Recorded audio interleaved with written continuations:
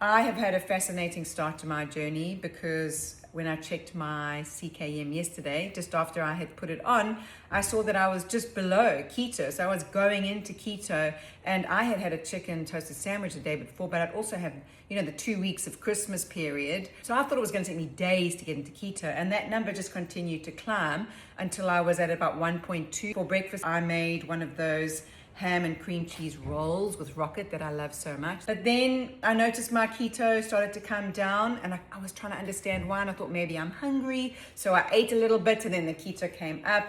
But then I think I ate too much through the day because my keto kind of just dropped and stayed just below or just over the 0.5 millimoles level. You can see in my sleep time as well, it only spiked into keto a little bit. And I'd eaten quite a lot that night, even though it was a salad and steak. And my salad had too many of those cherry tomatoes and red onion, which does have a bit of sugar in it. That's so interesting to know, and I don't worry about this at all. I just really take this as information and learning. And then you can see as I wake up, my keto completely disappears at all. I go straight off the graph underneath, so it's at 0, because as you're waking up, your body releases glucose, which is why you drop your ketones, and then it picks up again as you wake up, and your body is going back into a keto state.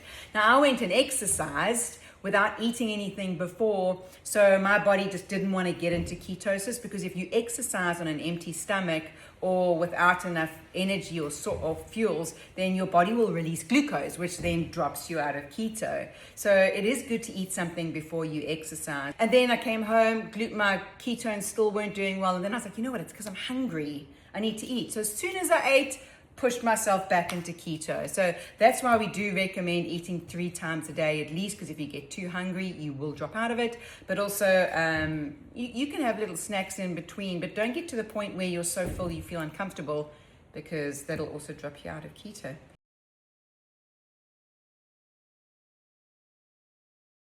The beginning of keto can be rough, not only because it can be a little bit hard if it's something you've never done before, but also a very different way of eating if you don't usually eat in keto. There's the keto flu, which you get in the beginning, the first few days, where you feel like obviously a little bit fluey. But also if you're carrying a lot of weight and you start dropping that quickly, there's a lot of toxins stored in your fat. So as you start to burn that fat, those toxins are released into your body, which can also make you feel shit. So that's a symptom of weight loss.